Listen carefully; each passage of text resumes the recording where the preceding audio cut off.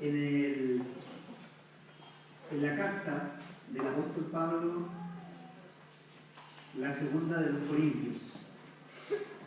Segunda de Corintios, capítulo 5, y vamos a leer los versículos 17 y 18. Segunda de Corintios 5, capítulo 17 y 18.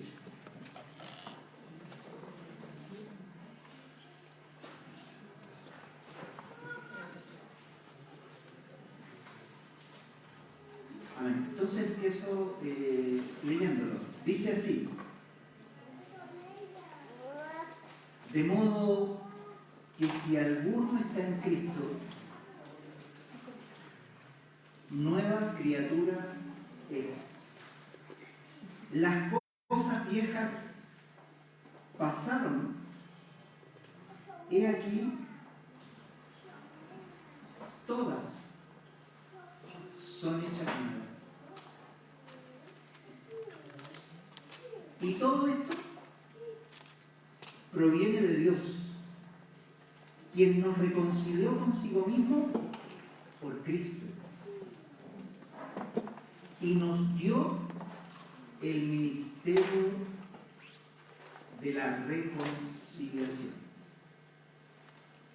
Voy a leer el último pasaje, el 18, dice: y todo esto proviene de Dios, quien nos reconcilió consigo mismo por Cristo y nos dio el ministerio de la reconciliación. Amén. Acompáñenme, hermanos, a tener un breve momento de oración. Padre, te damos gracias porque podemos abrir la Escritura con toda libertad y podemos leerla, Señor, y ahora disponemos a meditar con ella. Me encomiendo a ti, Señor, para hablar tu palabra, y encomiendo todo oído para que tu palabra, Señor, al penetrar el oído, pueda también en la mente ser alumbrada por el Espíritu Santo y salir a través del corazón abierto a ti, en fe, para creer en tu palabra. Que la trayectoria de tu palabra desde el oído al corazón, Señor, sea efectivo no solamente en aquellos que están escuchando en este salón, sino todo aquel que escuche esta palabra, Señor, pueda ser, no quedar indiferente frente a ella. En tus manos me encomiendo, y a todo oyente, en el nombre del Señor Jesús. Amén.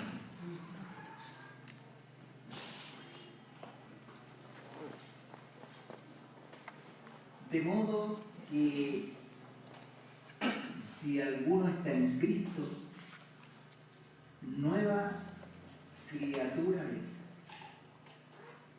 Miren lo que dice el Espíritu Santo aquí. Habla de una nueva creación.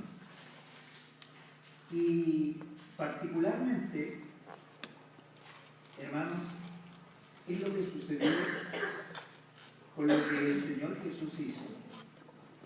El Señor Jesús vino a anunciar una nueva creación,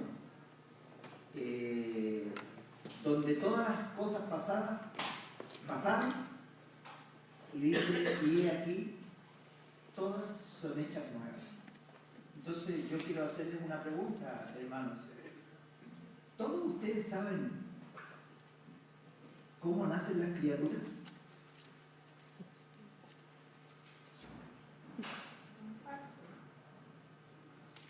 Hay una que sabe, la Bertita sabe que nace por medio de un parto. Nosotros podemos saber cómo nace una persona en la vida natural, ¿no? Cómo ese bebé es engendrado de 9 meses, aproximado, más o menos, nace una nueva creación. Y uno ve crecer. Nosotros estamos viendo crecer a nuestros nietos, estamos viendo crecer a la Josefa, ya casi lo estamos mirando para arriba. Estamos viendo crecer a la Valentina y a nuestro nieto menor, el Luciano. Y es precioso verlos crecer, aunque de pronto son demasiado traviesos, como el Luciano, que hay que andarlo cuidando para que no se mate.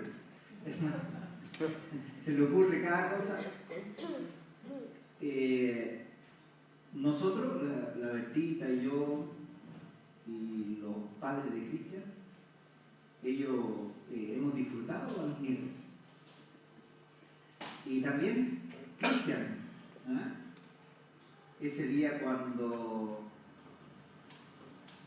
supo que era un varón el que nació, estaba, voy a contarlo, voy a cometer esta infidencia aquí, estaba con sus hijas y le dieron la noticia y se puso a llorar.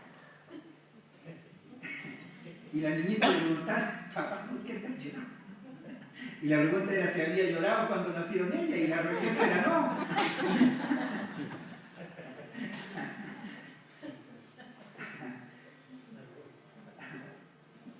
Hermanos, que gozo es cuando nace una criatura.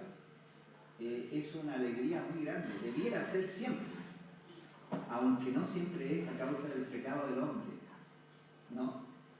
Pero causa gozo y alegría, hermanos, un nacimiento. Y yo veo a otros abuelos acá y abuelas.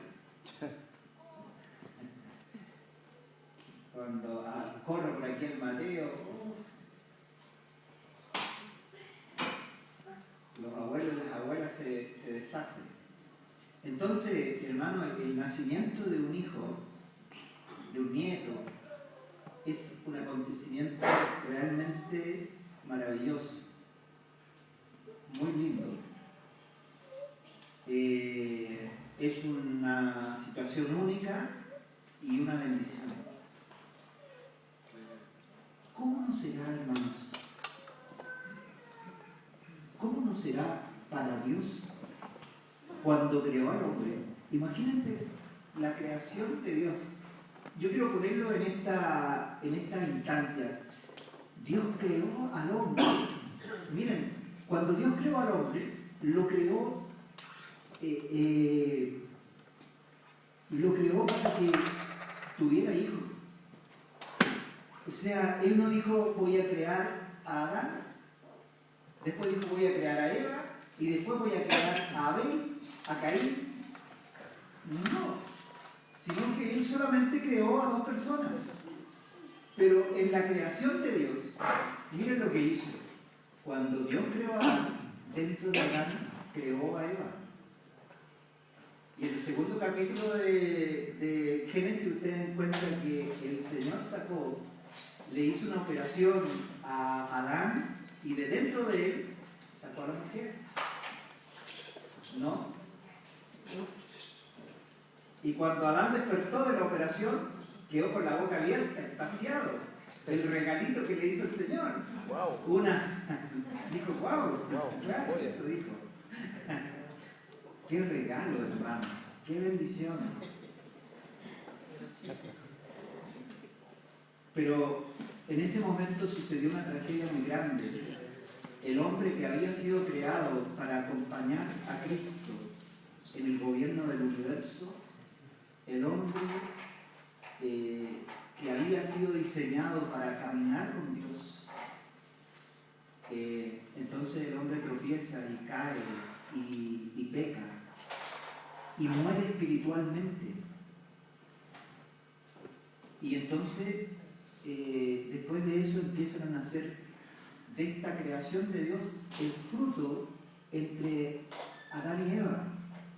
Nace Caín, nace Abel, y Adán y Eva tuvieron una multitud de hijos. El lloro del cielo fue muy grande, porque el hombre había muerto.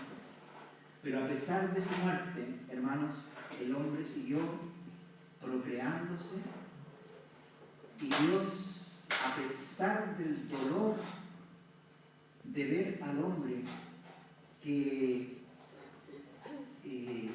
siendo creado por Dios con amor y por amor, vio a Dios como un extraño, como un desconocido, y creó sus propios dioses. Pero a pesar de ese dolor, para Dios el vientre fructífero siempre fue de mucho valor. Y ustedes lo ven cuando escoge a su pueblo, cuando escoge a Israel, ustedes ven cómo Israel se multiplicaba. Israel se multiplicaba mediante el nacimiento natural de los judíos o israelitas. ¿Quién es israelita hasta el día de hoy, hermanos? ¿Saben ustedes a quién se considera israelita? Toda persona que nace del vientre de una mujer judía se le considera del pueblo israelita. Entonces, en Israel, la infertilidad o el vientre que no era la mujer que no tenía hijos, era muy mal mirada.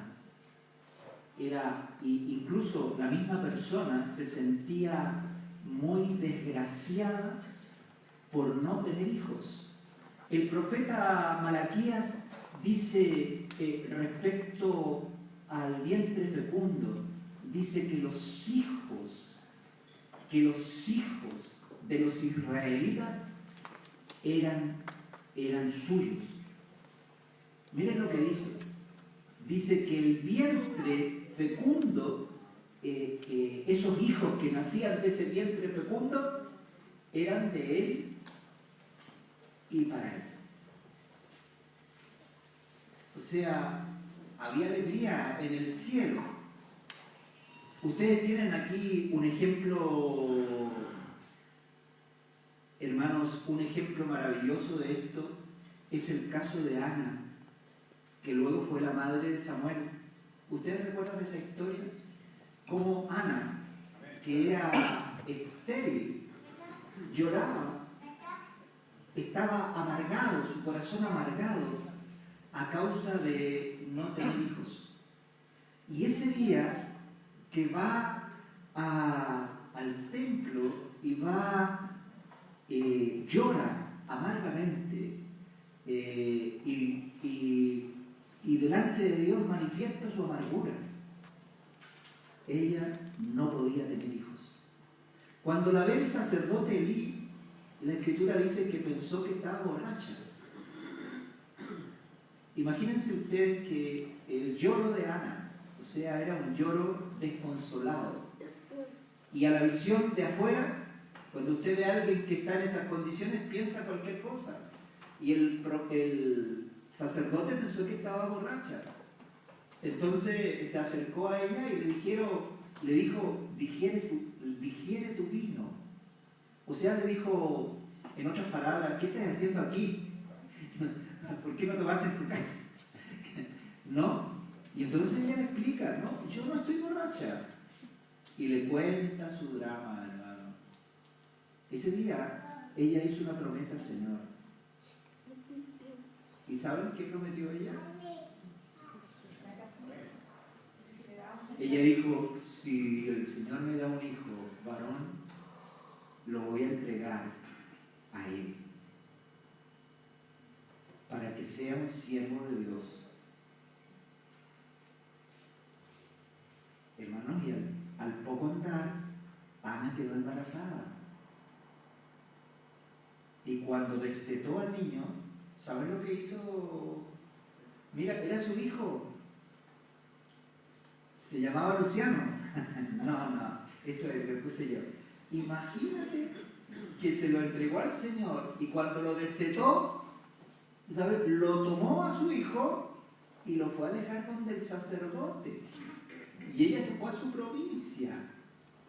¿Y no le parece brutal? Y se fue y lo dejó. Y el niño se crió ahí en el santuario del Señor. Pero ¿saben lo que pasó con Ana? Tuvo muchos más hijos. Se le abrió la matriz y tuvo muchos hijos, hermano. Qué bendito es el Señor, ¿no? Y sucede algo, hermanos, que cuando ustedes leen la Escritura, ustedes se van a dar cuenta de un detalle. Cuando se le aparece al ángel, el ángel del Señor a María, para anunciarle el nacimiento de Jesús, las palabras que dice el ángel fueron las mismas que Dios le dirigió a Ana. ¿Ustedes saben por qué, hermanos? Porque cuando el hombre pecó, desde ese mismo momento Dios empezó a anunciar que iba a nacer un hombre que iba a salvar al ser humano de sus pecados, que iba a nacer el Mesías. Cuando nació Samuel, hermanos, Dios estaba profetizando que un día en la tierra iba a venir el Mesías. ¿Qué bendición es eso, hermano? Entonces, el vientre fructífero es agradable al Señor. Ahora el Señor Jesús vino, nació en Belén y nació en la matriz, fue engendrado en la matriz de María por el Espíritu Santo y nació en Belén. ¿Qué día? ¿Qué gozo?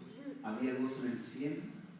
Los ángeles, hermanos, adoraban y bendecían. Es un día glorioso. Es un día que la Biblia no puede dejar pasar por alto. Ha nacido en Belén el Cristo, el Hijo del Dios viviente. Ese es un hecho que ha marcado la historia de la humanidad y la ha dividido en dos: antes de Él y después de Él. Pero yo hoy día quiero llamarles la atención respecto a lo que dice esta palabra. Esta palabra dice nueva creación. Entonces, yo les hice la pregunta y todos se quedaron callados porque dijeron, qué cosa más fácil nos está preguntando, ¿cómo nacen los hijos? La única que se atrevió a hablar fue la hermana. Sí. Pero si yo les preguntara a ustedes, ¿cómo nace una persona de nuevo a la vida espiritual? Porque lo que vino a hacer el Señor Jesús fue una nueva creación. Y para participar de esa nueva creación, entonces una persona tiene que nacer de nuevo. ¿Ustedes coinciden conmigo? Amén. Y la pregunta es, que yo le hago a cada uno de mis hermanos que están aquí: ¿cómo una persona nace de nuevo?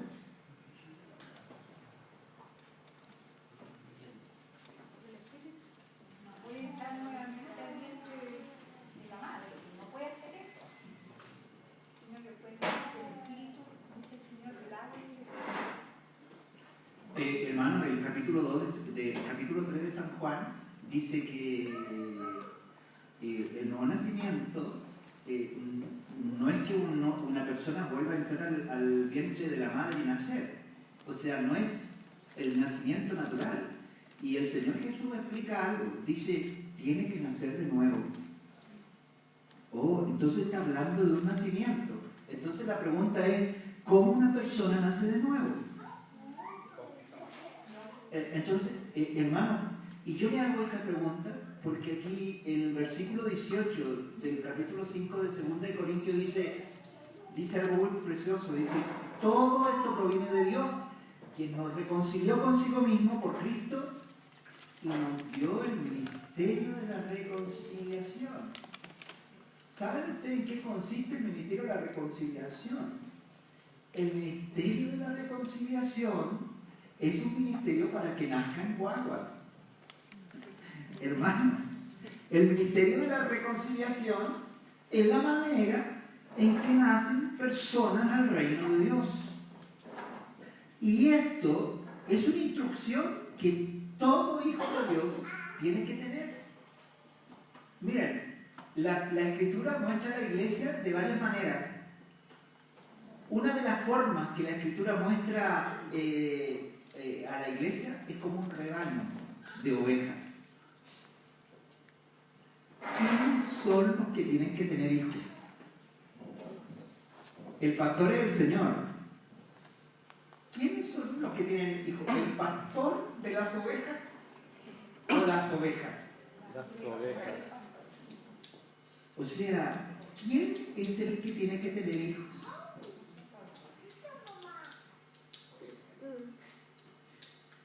¿Podría alguien aquí decir de los que han nacido de nuevo que no está llamado a tener hijos espirituales?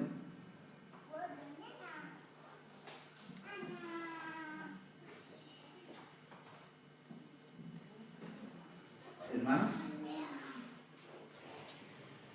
entonces yo quiero hacer una pregunta más a mis hermanos. Hoy día, ustedes creen que yo iba a predicar.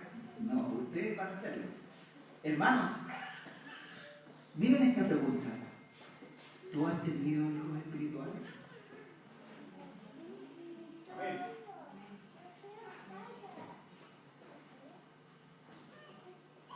Vuelvo a preguntar. ¿Tú has tenido hijos espirituales? Ya que Dios te dio, porque miren lo que dice Pablo. Dios nos dio el ministerio de la reconciliación.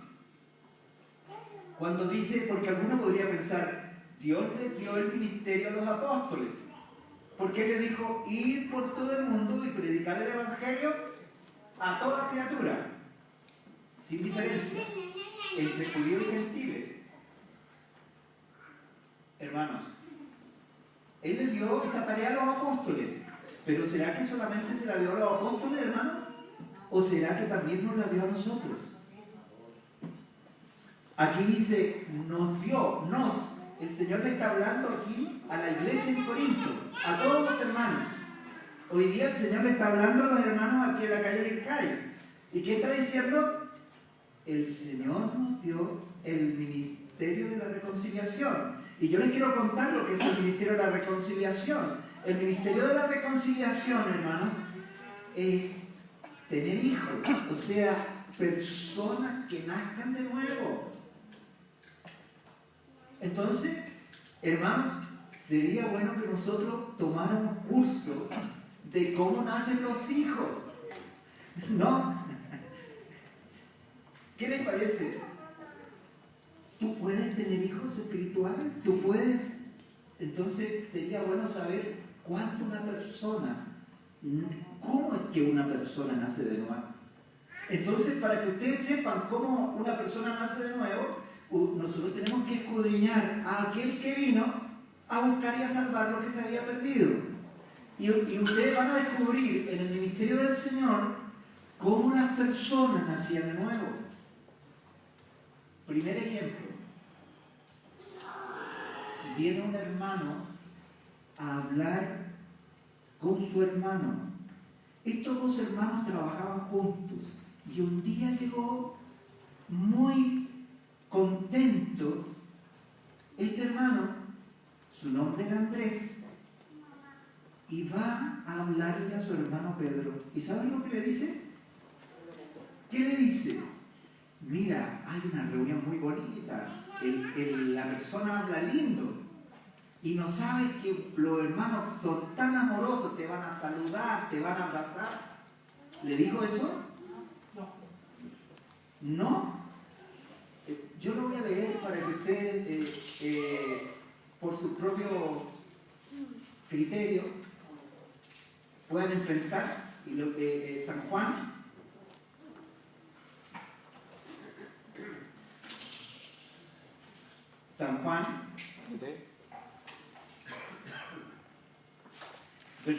capítulo 1, verso 40.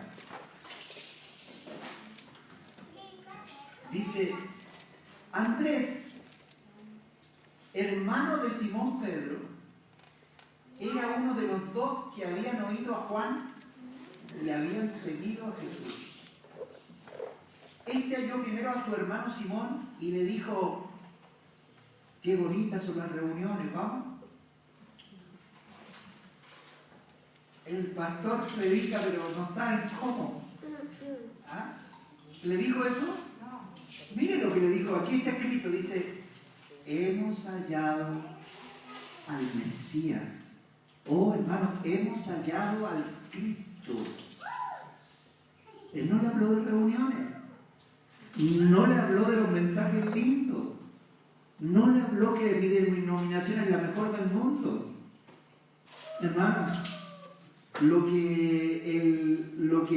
que Andrés supo, él supo una cosa, otras cosas no la supo. Él supo que Jesús era el Mesías, que el maestro que había venido de Nazaret no era cualquier hombre, no era un profeta, no era un gran hombre. Ese hombre era el Mesías. Y invita a Pedro. Y miren lo que sigue. Y le trajo a Jesús. Y mirándole Jesús dijo: tú eres Simón, hijo de Jonás. Tú serás llamado Cefas, que quiere decir Pedro. Hermanos, miren, el Señor le dijo: tú vas a ser una piedra en el edificio espiritual de Dios. ¿Pero cómo? ¿Qué había pasado con Pedro? Hermanos, cuando su hermano lo invitó, él creyó que su hermano había encontrado al Mesías, por lo tanto había nacido de nuevo. Una persona nace de nuevo cuando al enfrentar esto no se trata a qué religión tú perteneces, sino cuál es tu relación frente a Jesucristo. Jesucristo es el Mesías, es el Cristo, y esto hemos creído. Una persona nace de nuevo cuando esa persona se enfrenta a esta realidad, escucha: hemos encontrado al Mesías. ¿Acaso tú no lo has encontrado? Algunos piensan que es muy difícil compartir de Cristo. Hermano, es decir, hemos encontrado al Mesías. Hemos encontrado al Cristo. Jesús no le tuvo que predicar a Pedro. Pasó a la siguiente etapa. ¿Saben por qué? Porque Pedro había creído antes. Él creyó cuando su hermano le dio el testimonio: hemos encontrado al Mesías. Cuando ustedes siguen avanzando y llegan al capítulo 2 de Juan, entonces al capítulo 3, y ustedes encuentran a un hombre religioso de la secta de los fariseos. La secta de los fariseos se caracterizaba por ser muy acentuado en la Biblia, ser muy bíblicos. Ellos tenían un conocimiento profundo de las Escrituras. Pero cuando se encuentra con Jesús, Él le dice: tienes que nacer de nuevo. Pero yo no sé mucha Biblia. Hay personas que saben la Biblia de tapa a tapa y nunca han nacido de nuevo, hermano. En Europa, que se está viviendo una gran apostasía, hay pastores que las denominaciones les pagan por predicar y son ateos. Imagínate lo que predican. Y son personas a sueldo. Las denominaciones les pagan para que enseñen en los institutos bíblicos, y ellos no son creyentes. Y no crean que se quedan callados. Ellos dicen que no creen. Y enseñan Biblia. ¿Saben lo que es eso? Nunca han nacido de nuevo. Entonces, cuando Jesús se encontró con este hombre, lo primero que le dijo, porque él fue a ver al Señor de noche. ¿Y saben por qué fue de noche? Fue de noche porque no quería que sus compañeros de la secta de los fariseos lo vieran, porque era mal visto.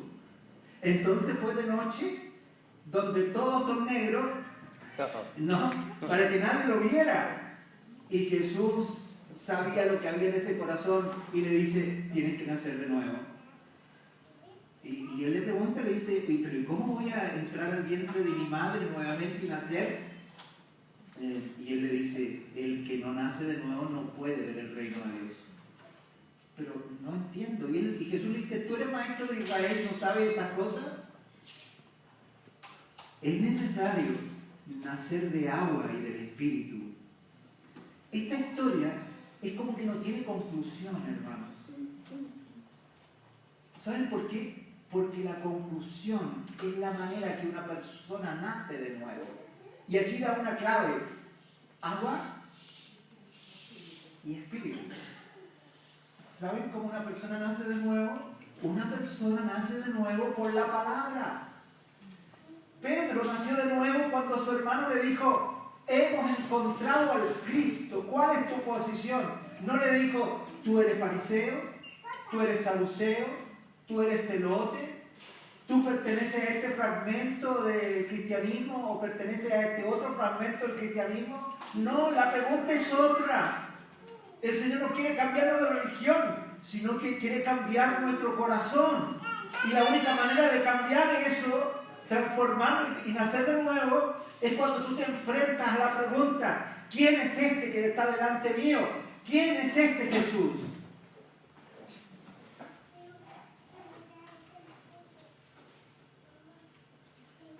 Y ahí está la respuesta de Pedro. Hermanos, cuando a Pedro le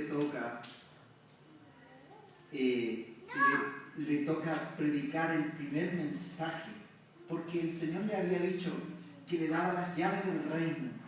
Y las llaves, hermanos, las llaves para abrir las puertas es el Evangelio.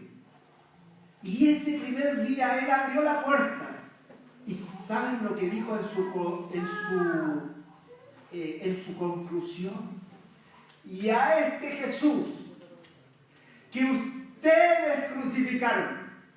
Nótense que hacía poco él lo había negado.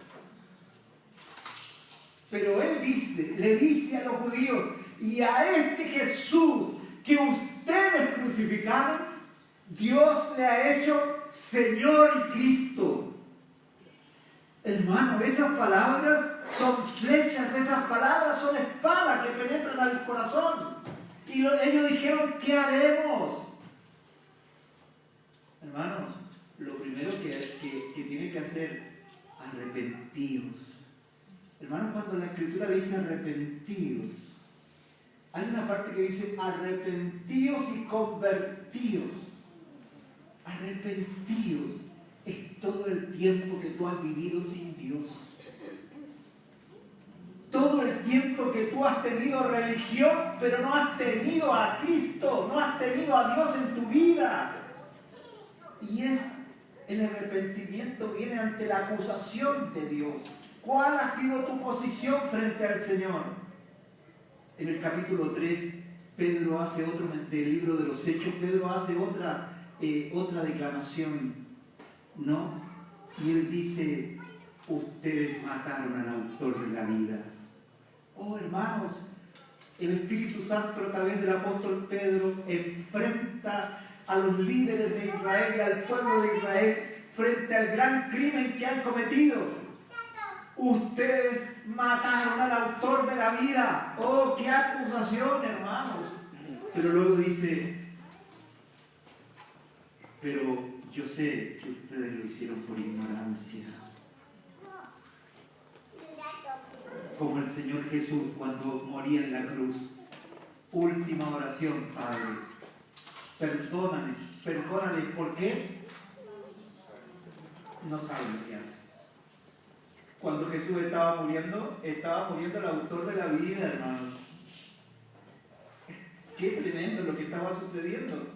Pero cuando Pedro les predica el Evangelio, les dice, esta fue su conducta frente a Cristo. Ustedes lo traicionaron, ustedes lo entregaron, ustedes lo mataron.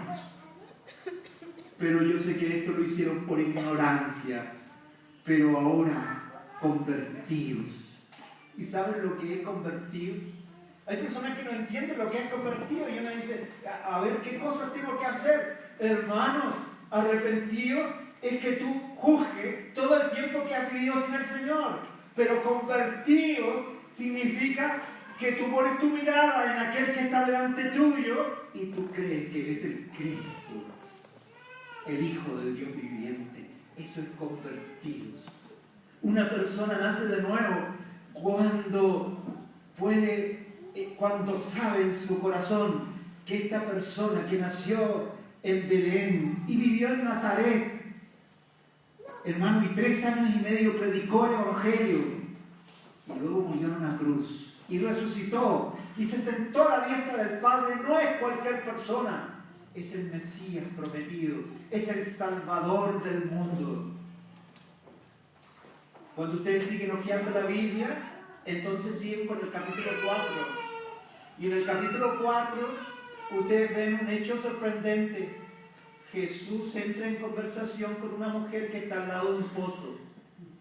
Y el Señor le pide agua, porque era la hora del almuerzo. Los discípulos se habían ido al pueblo a comprar comida, y Jesús se había quedado descansando ahí al lado del pozo. Pero el pozo era profundo y no tenía quien le sacara el agua, y de pronto llega una mujer de Samaria. En la Biblia es nombrada como la mujer samaritana. Y la mujer samaritana escucha a Jesús que le pide agua y ella se extraña porque los judíos menospreciaban a los samaritanos porque los consideraban que eran gentiles, que no eran judíos.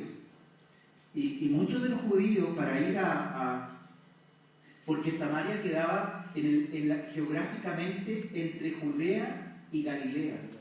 Y cuando un judío ortodoxo quería ir a Galilea, hermano, se daba la vuelta porque no quería pasar por tierra de gentiles. O sea, el celo religioso era profundo y tremendo. En cambio, el Señor Jesús llegaba y atravesaba y se encontró con la mujer. Y la mujer dice: tú que eres judío, me pides agua. Y entonces el Señor le dice: mira, si tú supieras quién es el que te pide agua, tú le pedirías y Él te daría agua viva. Y la mujer se entusiasmó porque era como que le pusiera agua potable en la casa. Dijo: Señor, dame esa agua para que yo no tenga que venir aquí a tomarla. Mira, estamos hablando hace 2000 años atrás, lo que era agua potable domiciliaria. Pero el Señor Jesús le dice: el que, le vuelvo a repetir, el que beba de esa agua, o sea, del agua del pozo, volverá a tener sed. Pero el que beba del agua que yo le daré, no tendrá sed jamás, porque dentro de él será una fuente que salte para vida eterna. Entonces ella dijo: ya, listo. ¿Qué papel tengo que firmar para que me llegue el agua potable? Y todo. Es muy simple, trae a tu marido y listo. Y hacemos el convenio. Y la mujer: problema. Tengo problema. ¿Sí? ¿Cuál? El Señor le dice: lo que pasa es que tú has tenido 5 maridos. Y la persona con la cual vives ahora no es tu marido. La mujer siente el golpe. Era cierto. Pero ¿a quién le gusta que le ventilen la vida privada, hermano? Entonces ella viene y le desvía el camino. Ustedes son judíos, yo soy samaritana. Los samaritanos habían adoptado una religión pseudo-judaica.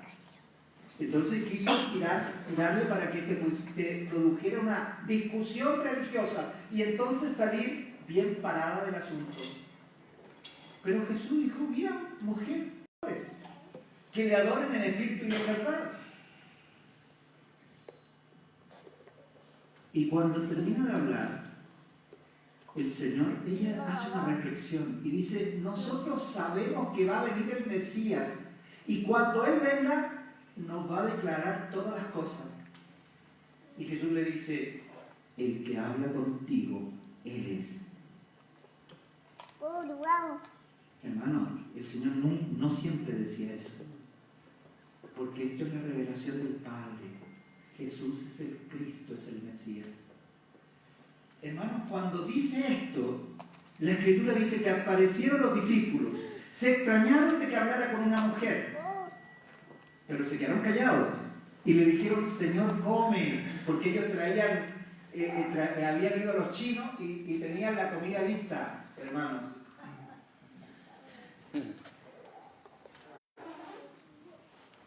Habían traído esto otro que está de moda, ¿cómo se llama? Eso de el sushi, también. Y le decían, Señor, come. Y él dijo, yo ya comí. Y entonces ellos empezaron a pasarse películas. ¿Quién le habrá traído comida? A lo mejor la mujer le dio de comer. Entonces el Señor dijo, yo tengo una comida que ustedes no saben. Medio banquete que te dio el Señor en la espalda a nosotros por allá buscando comida, ¿no? Y entonces les declara, mi comida es hacer la voluntad de mi Padre y terminar la obra que Él me dio. Oh, hermanos amados, entonces ustedes ven la misión de Jesús. La misión de Jesús era que hubiera gente que naciera de nuevo. Es sacarla del mundo perverso y ponerla en esta nueva creación. ¿Y saben lo que sucede, hermano? No dice más qué pasó con la mujer. O sea, no hay palabras de ella con el Señor. Ahí termina el diálogo. Pero miren lo que relata la Escritura. Y esto se lo voy a leer porque no será que el hermano no está hablando cosas que no son. Se las voy a leer. Versículo 25 del capítulo 4, dice, les dijo la mujer, sea que ha de venir el Mesías llamado el Cristo. Cuando Él venga, nos declarará todas las cosas. Jesús le dijo, yo soy el que habla contigo. En esto vinieron sus discípulos y se maravillaron de que hablaba con una mujer. Sin embargo, ninguno dijo, ¿qué preguntas o qué hablas con ella? Entonces la mujer, miren lo que dice la mujer. Dejó su casa y fue a la ciudad y dijo a los hombres, venid, ved a un hombre que me ha dicho todo cuanto he hecho. ¿No será este el Cristo? ¿Qué se necesita para predicar? ¿Qué se necesita para llevar la buena nueva? Lo único que se necesita es, si tú has creído que Jesús es el Cristo, el Hijo de Dios. Aquí es notorio lo que le pasó cuando Jesús le dijo, yo soy el que habla. Ella creyó. Y se los cuento por qué. Porque el cántaro que ella llevaba, imagínate el sacrificio para la dueña de casa, que tenía que recorrer unas cuadras para ir a buscar agua. Y tenía que llegar con su cántaro en la cabeza, hermano. Y llegaba feliz a su casa con el agua, pero al poco andar, el agua bajaba y tenía que volver al pozo a buscar agua. Pero cuando Jesús le dice, el que habla contigo, Él es, y la Escritura da este testimonio, y dice así,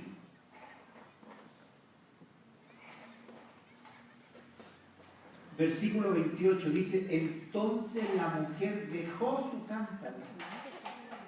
Hermano, no se llevó el cántaro a la casa. ¿Por qué no se llevó el cántaro a la casa?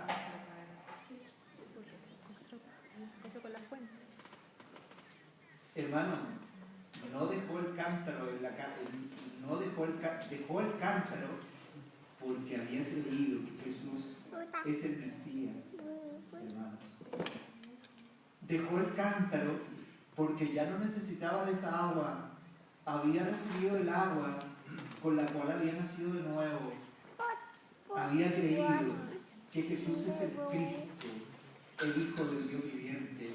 E inmediatamente al dejar el cántaro, ¿sabe lo que hizo? Fue a su población y le empezó a decir a todos, a proclamar lo siguiente: venid, ved a un hombre que me ha dicho todo lo que yo era, todo cuanto he hecho. Y les pone como pregunta, ¿no será este el Cristo? Versículo 39 dice, y muchos de los samaritanos de aquella ciudad creyeron en él por la palabra de la mujer que daba testimonio diciendo, me dijo todo lo que he hecho. Entonces vinieron los samaritanos a él y le rogaron que se quedase con ellos y se quedó allí 2 días. Y creyeron mucho más por la palabra de él y decían a la mujer, ya no creemos solamente por tus dichos, porque nosotros mismos hemos oído y sabemos que verdaderamente este es el Salvador del mundo, el Cristo. ¿Qué tú has creído?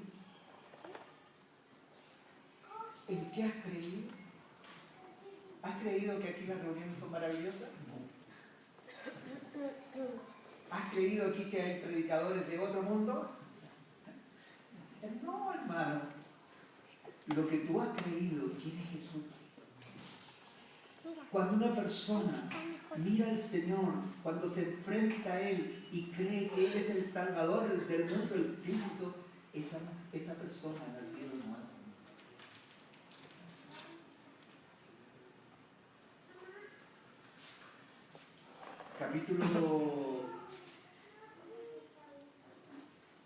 Yo podría pasar por todos los evangelios, hermano, y contando la misión del Señor. ¿Cuál era la misión del Señor? Que todos creyeran en Él. Y fíjense ustedes, el versículo clave que puso el hermano cuando estábamos cantando era Juan 3:16. Y dice, porque de tal manera amó Dios al mundo que ha dado a su Hijo unigénito para que todo aquel que en Él crea no se pierda, mas tenga vida eterna. O sea, la salvación del mundo está sobre una y solo una condición. ¿Cuál es tu posición frente al Señor Jesucristo? Entonces, cuando el Señor se fue, Él le dejó una misión a sus discípulos. Entonces quisiera que la leyéramos. Marcos capítulo 16, verso 15. Leamos la Biblia, hermanos. Está en sangre en la Biblia.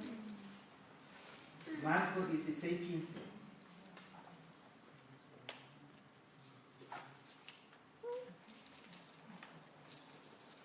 Voy a leer desde el versículo 14. Dice así.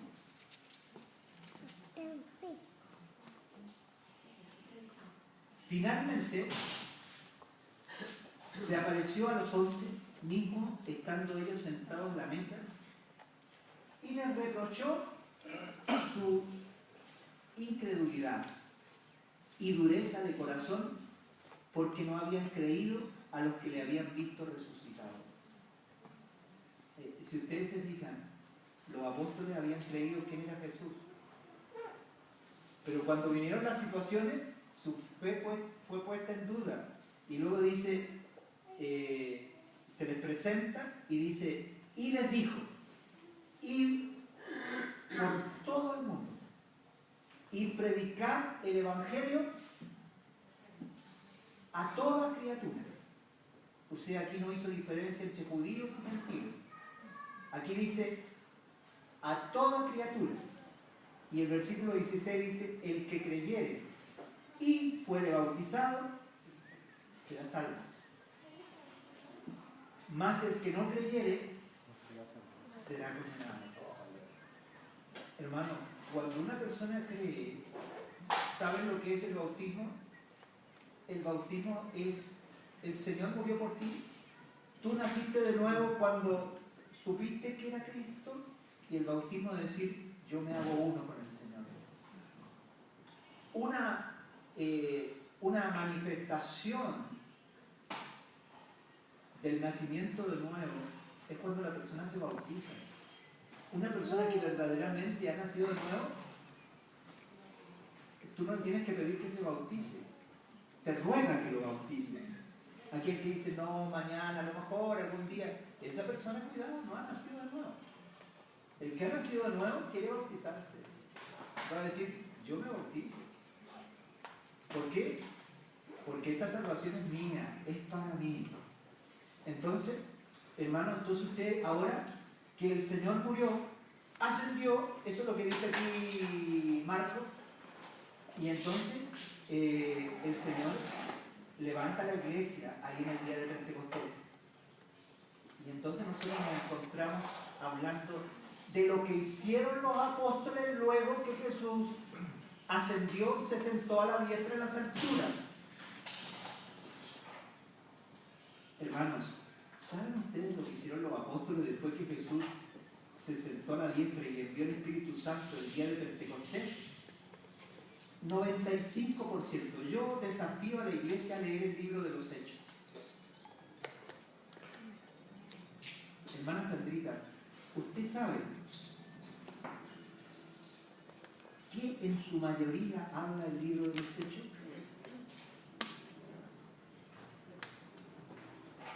Yo les quiero relatar, hermana Sandrita, se lo voy a decir para no se lo olvide nunca más. Y ojalá lea el libro de los Hechos. Porque el libro de los Hechos es la continuación de los Evangelios. En los Evangelios el mismo Señor Jesucristo vino a hablar una palabra de salvación, porque eso es el Evangelio, es la buena nueva de salvación. Y vino a decir cómo una persona se salva. Una persona se salva cuando cree que Jesús es el Cristo, el Hijo de Dios, el Salvador del mundo. Entonces los apóstoles en el libro de los Hechos obedecen el mandato del Señor. Y el 95% del libro de los Hechos, hermanos, es la predicación, cómo los apóstoles predicaron el Evangelio. Capítulo 2, primer discurso de Pedro. Capítulo 3, en la calle Pedro predica al lado del templo. Capítulo 7, Esteban, lleno del Espíritu Santo, da testimonio ante las autoridades judías de quién es el Cristo. ¿Y saben lo que hace? Él empieza a relatar la historia de Israel. Empieza desde Abraham y empieza a mostrar, ¿saben lo que empieza a mostrar? La línea, cómo el Espíritu Santo condujo a Israel y cómo siempre Israel estuvo resistiendo al Señor. Le muestra la historia, le va haciendo el hilo histórico, lo pasa por Moisés, por el cautiverio en Egipto, por la salida, y va mostrando cómo el Señor va mostrando la salida hasta llegar a David. Y cuando llega a Salomón, él le dice a aquellos que estaban ahí, duros de cerviz e incircuncisos de corazón. Él está hablando al pueblo de Israel. Duros de cerviz e incircuncisos de corazón, que siempre, el relato de la historia de Israel está resistiendo al Espíritu Santo. Y cuando él dijo eso, les estaba diciendo que cuando el Espíritu Santo les habló a través del Señor Jesús, ellos cerraron sus oídos, y no solamente cerraron sus oídos, sino que mataron al autor de la vida.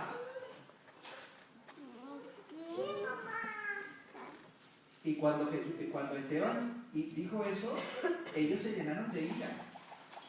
No se tiraron al suelo para arrepentirse y decir, no hemos creído en el que Dios nos ha mandado, sino que se llenaron de ira. Y lo que dijo luego Esteban ya les llegó más arriba, y entonces tomaron piedra para apedrearlo. ¿Qué fue lo que dijo Esteban? La última palabra de Esteban fue una visión.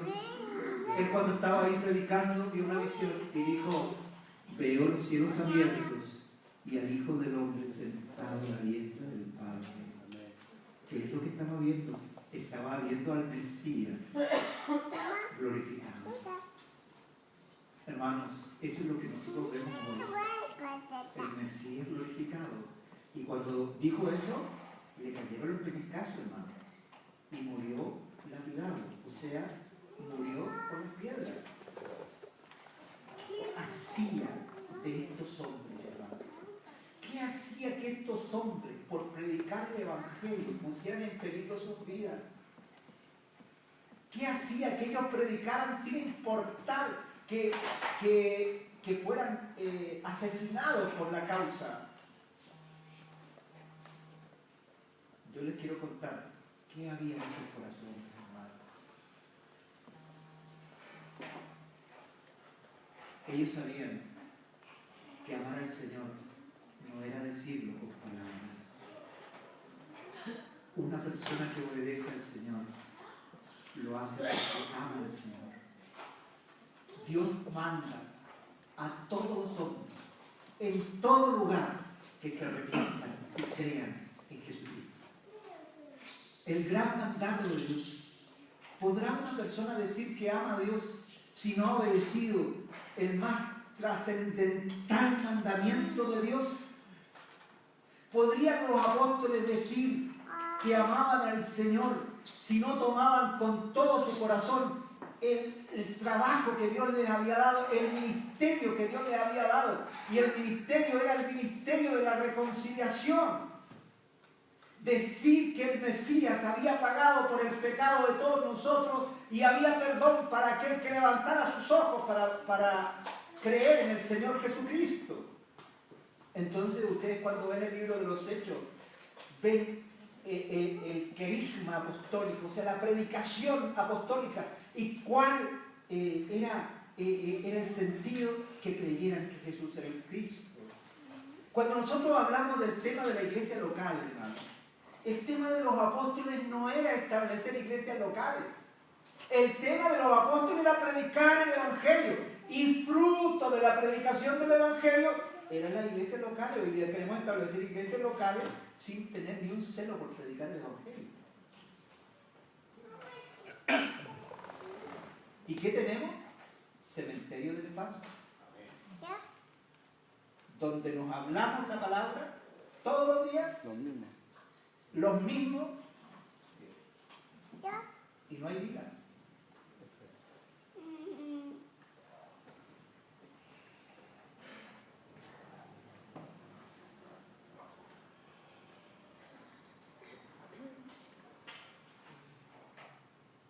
También en el libro de los Hechos cuentan hechos extraordinarios, como lo que pasó con un estudiante bíblico judío, muy brillante. Se menciona, terminando el capítulo 7 de los Hechos, cuando apedrean a Esteban, la Biblia dice: y pusieron la ropa de Esteban a los pies de un hombre llamado Saulo. Saulo, originario de Tarso. Y luego cuentan que Saulo, que era de la secta farisea, él considera el cristianismo una herejía de tal magnitud que él piensa su deber perseguirla hasta la muerte, encarcelar a aquellos que confiesan el nombre de Jesús, y los empieza a perseguir por toda Judea, y hace un viaje extraordinario a Damasco, porque se entera que en Damasco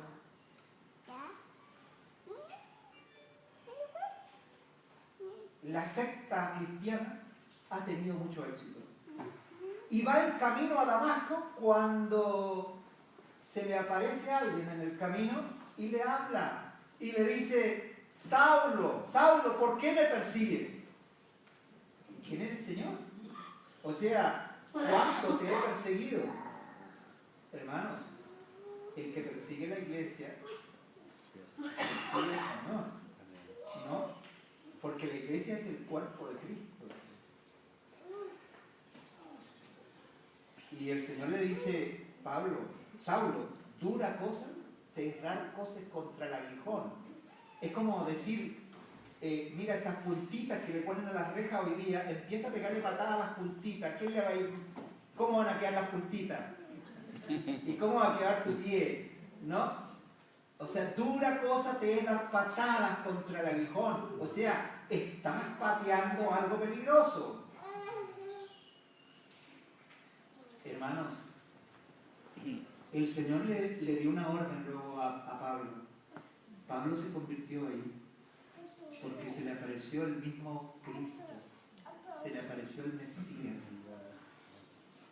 Hermanos, y cuando se le apareció el Mesías, lo siguiente, ¿saben qué fue? Que el Mesías le dijo: anda a la calle derecha, ahí quédate en tal parte, y yo te voy a decir lo que tienes que hacer.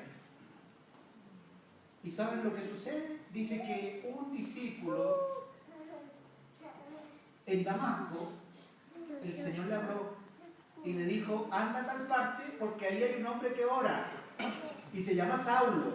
¡Saulo! Señor, ¿no te habrás equivocado? Ese hombre ha causado grandes daños. ¿Ah? Y le empezó a hablar mal de Saulo. Y él le dijo, ¿saben lo que le dijo? Porque Jesús es el Señor. Hermanos, miren, Jesús es el Señor. Él le dijo, ve, porque este hombre es instrumento mío. Yo lo voy a llevar ante reyes. Y le voy a mostrar cuánto va a tener que sufrir por mi nombre. Y eso pasó con la vida de Saulo. Esa fue la historia de Saulo, hermanos. Y llegó ese discípulo y puso las manos sobre Saulo y no le predicó el Evangelio. ¿Por qué no le predicó el Evangelio? Porque ya estaba convertido. ¿Cuándo se convirtió? Cuando vio la visión. Había creído que Jesús era el Cristo, el Hijo de Dios. Y cuando Ananías, que se llamaba este discípulo, puso las manos sobre Saulo, la Escritura dice que él le cayeron como escamas de los ojos y volvió a ver. Y lo primero que hacía era predicar que Jesús era el Mesías. Imagínense la impresión de los judíos que lo habían mandado a encarcelar y a matar cristianos, que este hombre entrara a la sinagoga y empezara a dar testimonio. ¿Y cuál era su testimonio? Jesús es el Cristo, el Hijo del Dios viviente. Él que le parecía que todo aquel que confesara ese nombre debía ser perseguido y encarcelado. Y ahora él estaba predicando el nombre.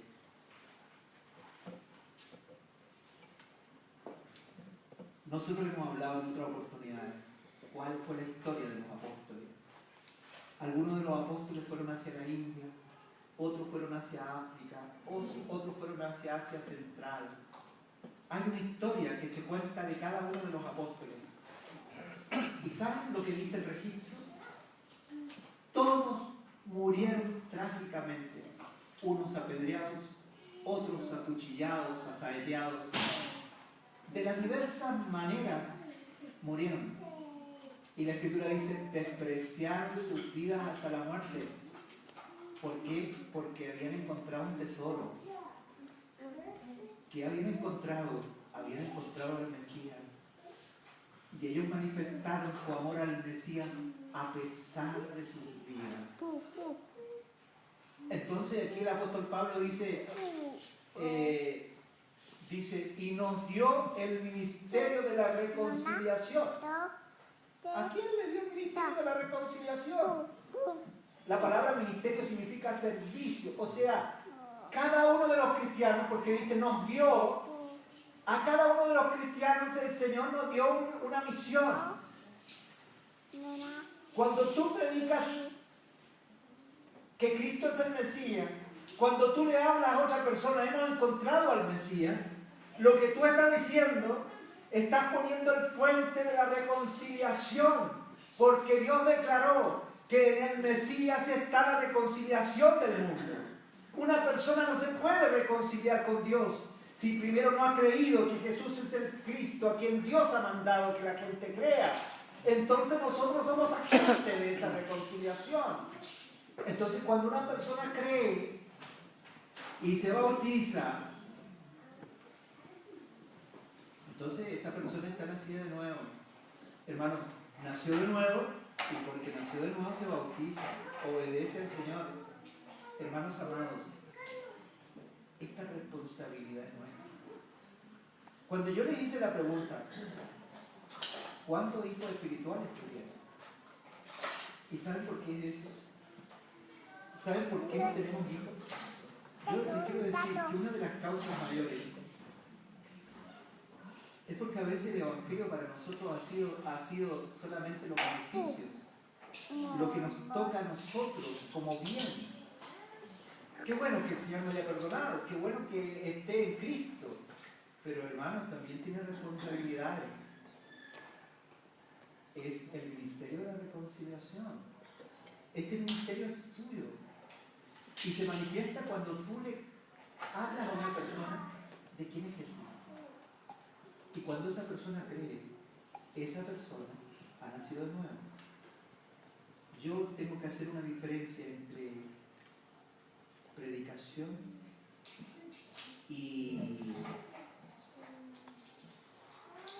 lo que muchas veces se hace en el mundo religioso, lo que era costumbre de los fariseos, proselitismo. La iglesia no hace proselitismo.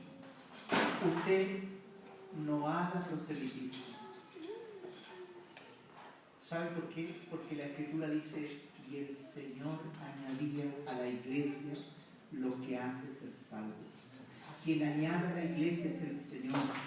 Pero la labor que tú tienes es predicar, no traer. Cuando una persona cree, nace de nuevo, y esa persona te va a rogar que lo traiga a la comunión. Y esa persona necesita estar en la comunión porque ha nacido de nuevo.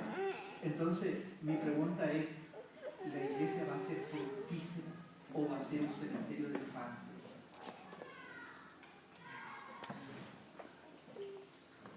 Donde siempre vamos a estar aprendiendo y nunca vamos a llegar al conocimiento de la verdad.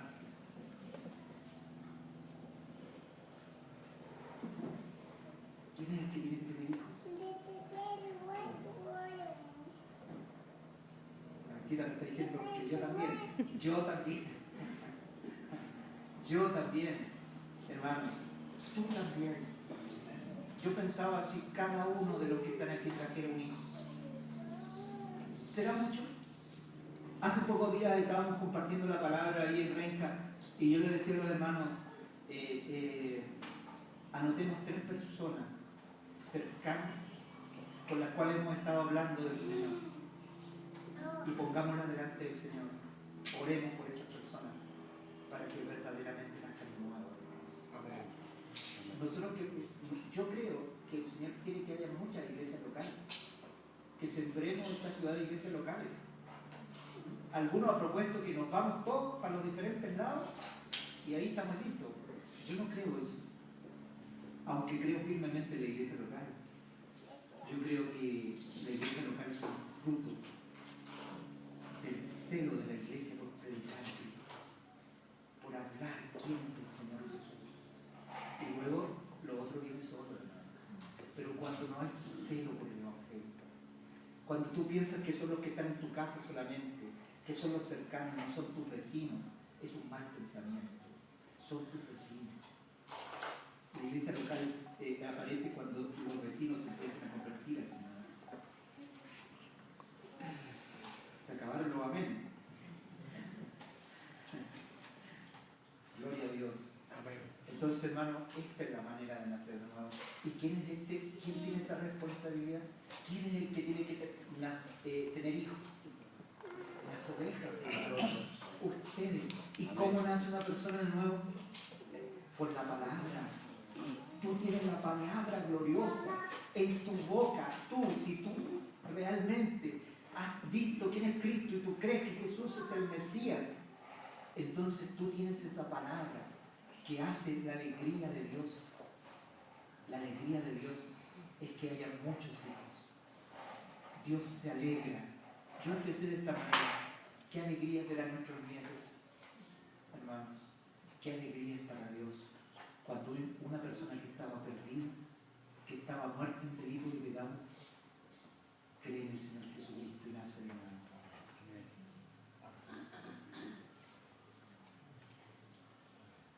Y yo aliento a mis Gracias, Señor. Amén. Esto es práctico.